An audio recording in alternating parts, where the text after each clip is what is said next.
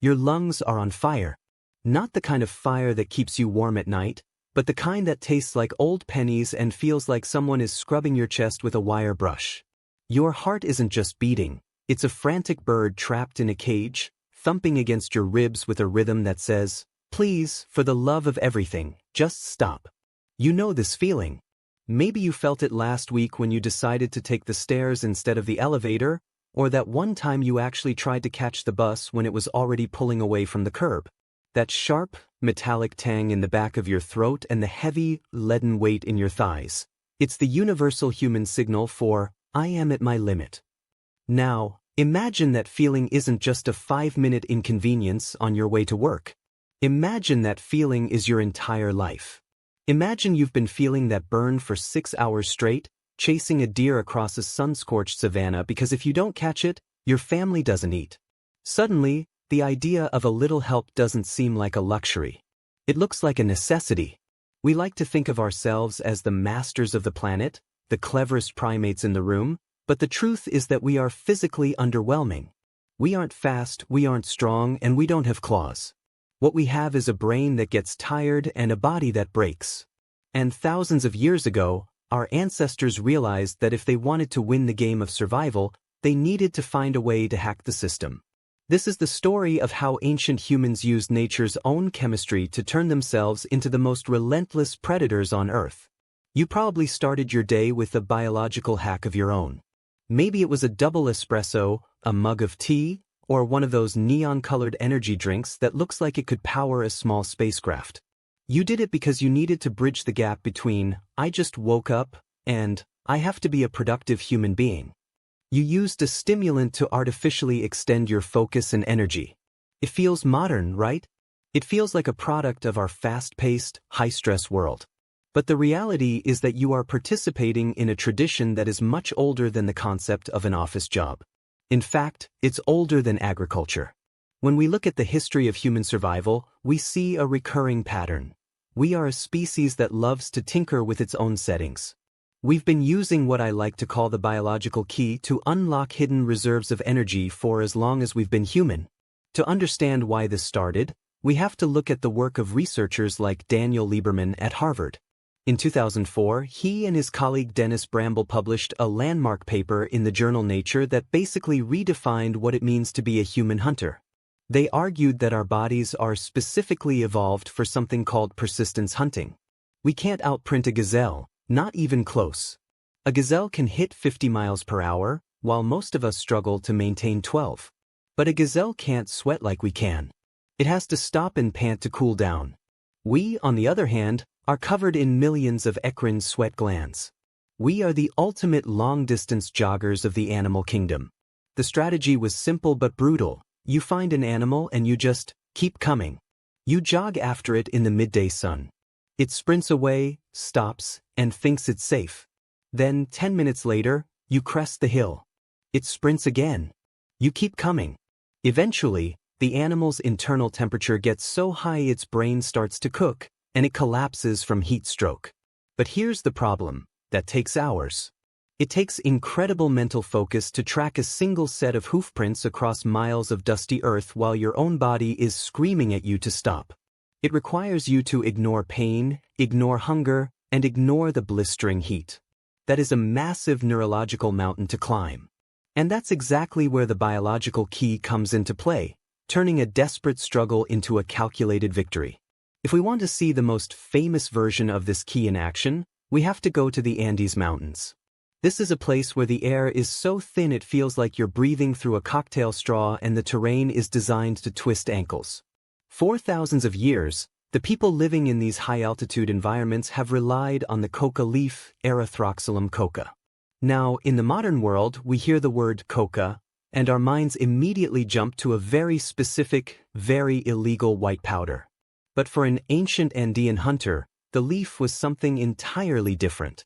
It was a tool as essential as a spear or a sturdy pair of sandals. When you chew coca leaves with a bit of alkaline substance like ash or lime, it releases alkaloids that enter your bloodstream. It doesn't make you high in the way we think of a party drug. Instead, it does 3 very specific things that are incredibly useful if you're trying to survive at 14,000 feet. It suppresses hunger, it eliminates the feeling of fatigue, and it helps your body process oxygen more efficiently. This isn't just a guess based on modern habits. Archaeologists have found the proof. A team led by Tom Dillahay from Vanderbilt University was excavating sites in the Nanchoc Valley of northern Peru when they found something remarkable.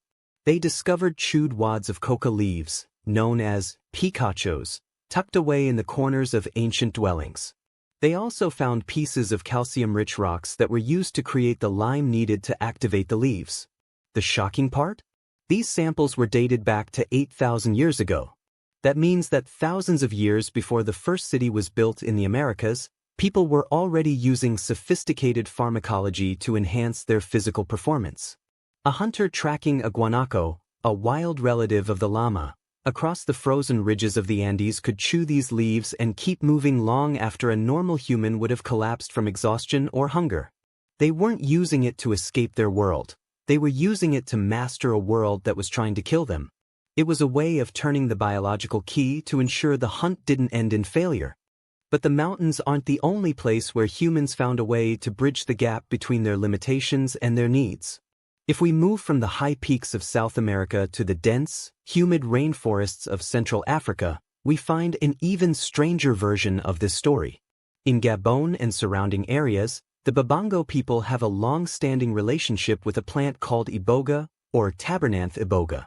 If you've heard of iboga today, it's probably in the context of its powerful hallucinogenic properties or its potential to treat opioid addiction. In high doses, the root bark of this plant causes a visionary experience that can last for days. But the ancient hunters of the rainforest weren't looking for visions when they were out in the brush. They were looking for dinner. And they discovered that in very small doses, iboga acts as a potent stimulant and sensory enhancer. When you're hunting in a rainforest, the game is different than it is on the open plains. You aren't jogging for miles, you're playing a high-stakes game of hide and seek. You might have to sit in total silence and absolute stillness for 6, 8, or 10 hours, waiting for a forest antelope to step into a clearing. If you fidget, you lose. If you blink at the wrong time, you lose. If your stomach growls or your attention wanders for even a second, the animal is gone. Ethnographers have documented how hunters would use tiny amounts of iboga to achieve a state of super stillness. It sharpened their hearing, improved their night vision, and allowed them to remain motionless for durations that seem impossible to a normal person. It turned them into part of the forest itself. They were using a different key for a different lock, one that didn't just give them energy, but gave them a level of predatory patience that nature hadn't originally provided. This idea of functional intoxication starts to look less like a fluke and more like a global human strategy the further we look. Let's head north, all the way to the edge of the habitable world in Siberia.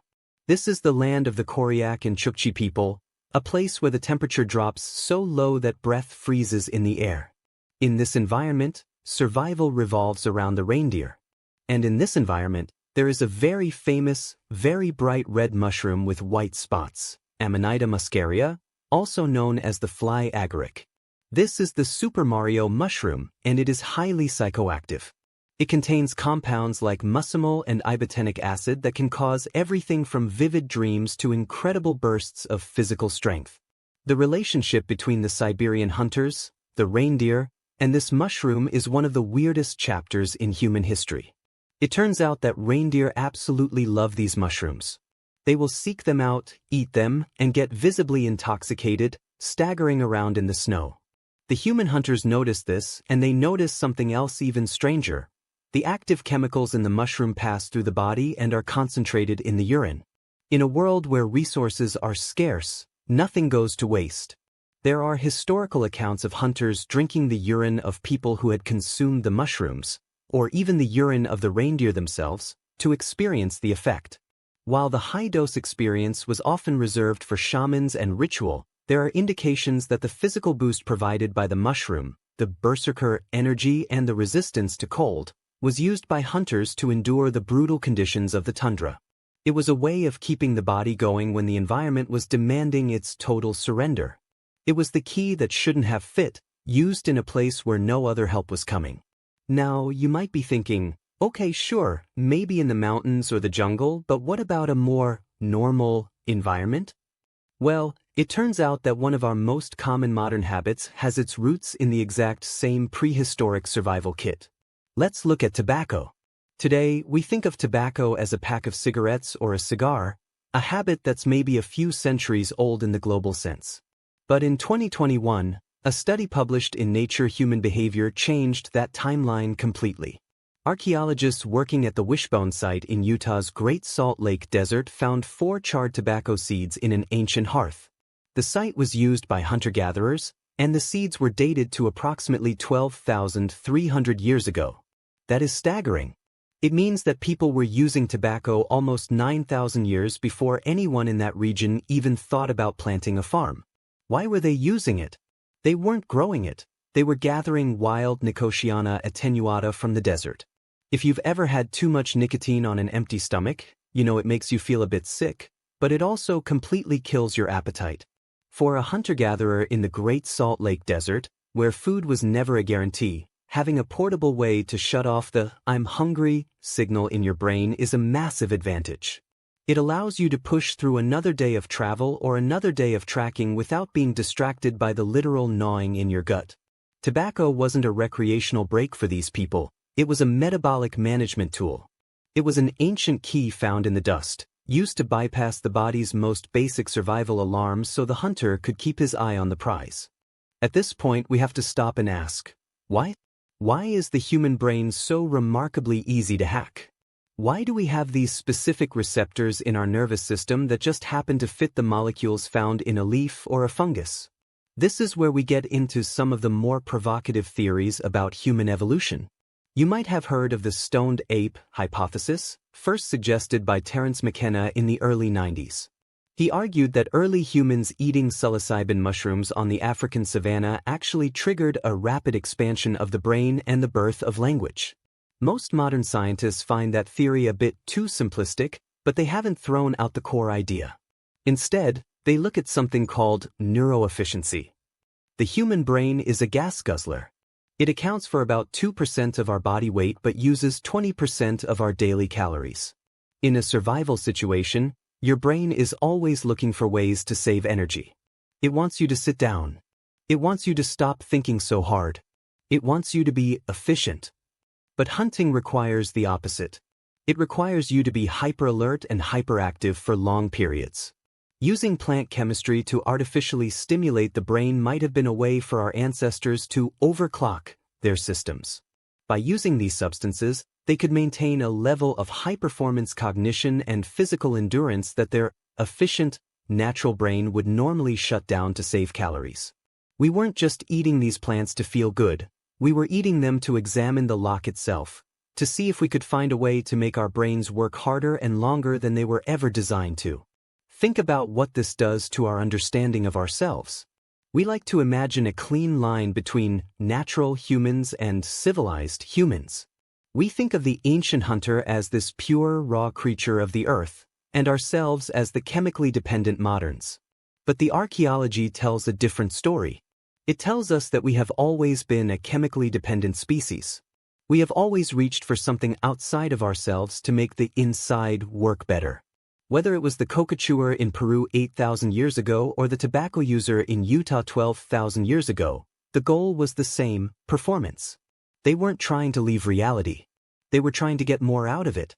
This brings us to a fascinating concept called functional pharmacology. It's the idea that humans evolved alongside these plants in a kind of coevolutionary dance. We didn't just stumble upon them, we integrated them into our survival strategies. In many indigenous cultures, these plants aren't even called drugs. They are called medicines, or allies, or tools. The distinction is important. A drug is something you take to change how you feel. A tool is something you use to change what you can do. When we look at it through that lens, the morning coffee in your hand isn't just a habit. It's a vestigial hunting tool. You're using it to sharpen your focus so you can hunt through spreadsheets or track a complex project. The environment has changed, but the biological key we're using to navigate it is exactly the same one our ancestors used to track a deer through the forest. And that leads us to a bit of an uncomfortable realization. If our success as a species was built on our ability to chemically enhance our performance, then what does that say about natural human potential? It suggests that we have never been enough on our own. We have always been a partnership, a symbiosis between a clever primate and the chemical landscape it inhabits. We didn't conquer the world with just our muscles and our wits. We conquered it by becoming masters of the biological key. We learned how to suppress our own humanity, our hunger, our pain, our exhaustion, just long enough to get the job done. But there's a shadow side to this story. When you use a key to unlock something that's supposed to stay closed, there's usually a price to pay.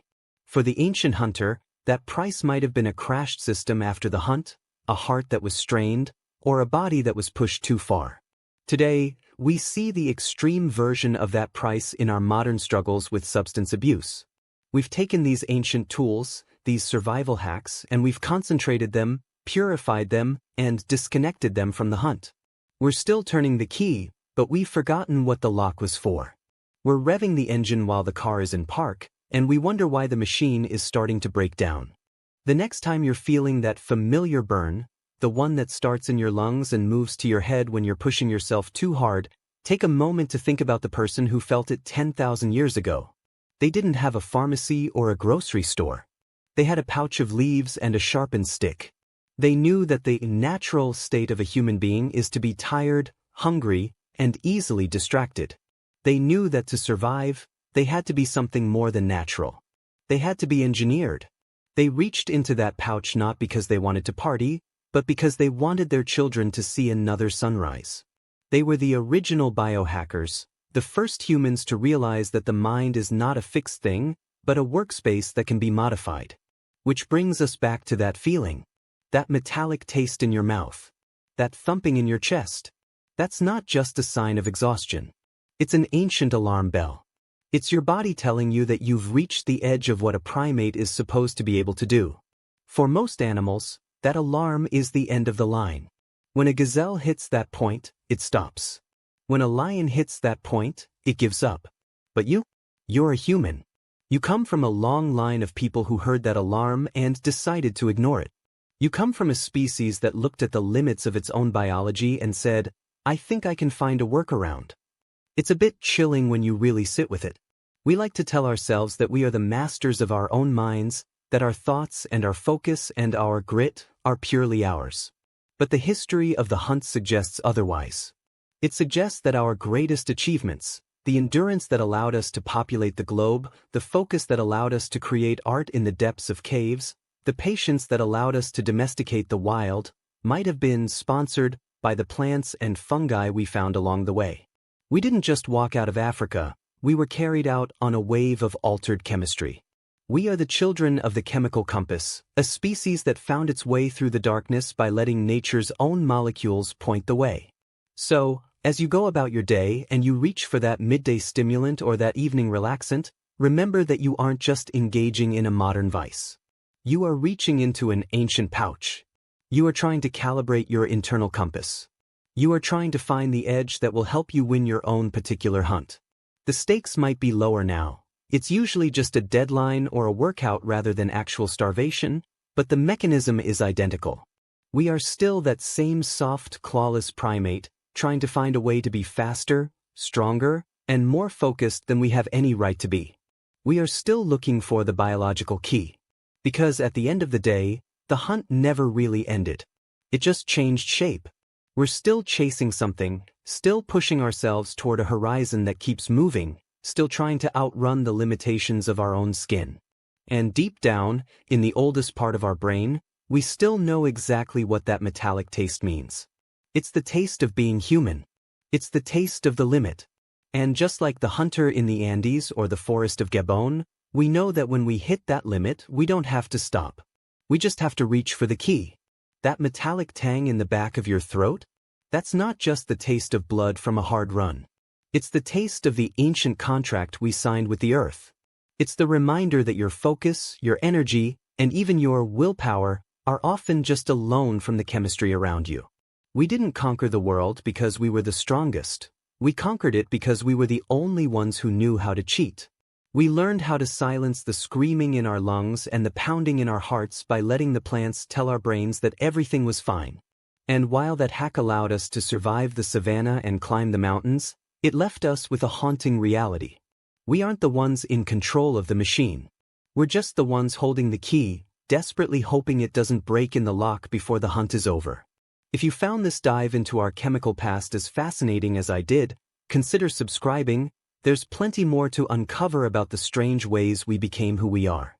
But tell me, next time you feel that burn in your chest, will you see it as a limit, or just another lock waiting for a key?